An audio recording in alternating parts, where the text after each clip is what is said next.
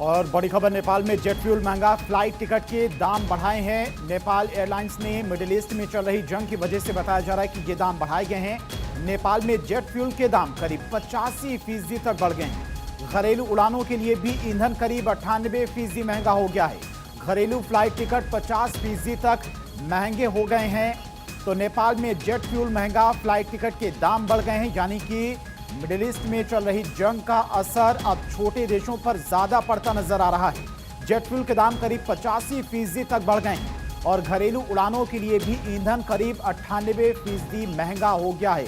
घरेलू flight ticket 50% तक महंगे हो गए, यानी कि अगर कोई टिकट 2000 का था तो वो सीधे 4000 का हो गया है। तो नेपाल में फ्यूल महंगा हो जाने की वजह से महंगाई चरम पर है। जेट फ्यूल के दाम करीब 85% बढ़े हैं। घरेलू उड़ानों के लिए भी ईंधन करीब 98% महंगा हो गया है। जाहिर सी बात है कि फ्यूल महंगा हुआ है तो आम चीजें भी महंगी होंगी।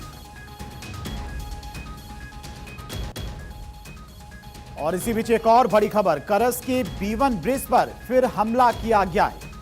B1 ब्रिज पर यूएस इजराइल का हमला, रेस्क्यू करने गई टीम पर यह हमला किया गया है।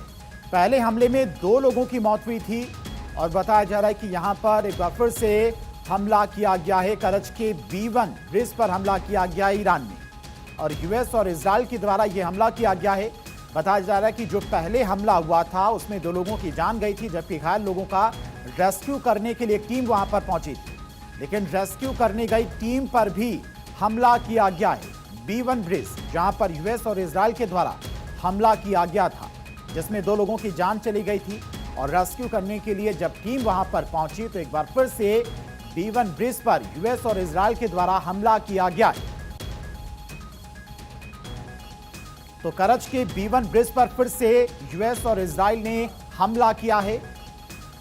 पहले हमले में 2 लोगों की जान गई थी, जिसके बाद रेस्क्यू करने के लिए टीम मौके पर पहुंची थी और उस दौरान यूएस और इजराइल के द्वारा फिर से हमला किया गया है। अब इस हमले में कितने लोगों की जान गई, कितने लोग घायल हुए हैं, इसको लेकर अपडेट आना भी बाकी है। लेकिन यूएस और इजराइल के द्वारा लगातार हमले तेज किए जा रहे हैं और डोनाल्ड ट्रंप के द्वारा आज अपने संबोधन में साफ कहा गया था कि फिलहाल सीज फायर की स्थिति में वो नहीं है। 2 से 3 हफ्ते ये जंग आगे बढ़ सकती है और ईरान पर और भी घातक प्रहार किया जाए।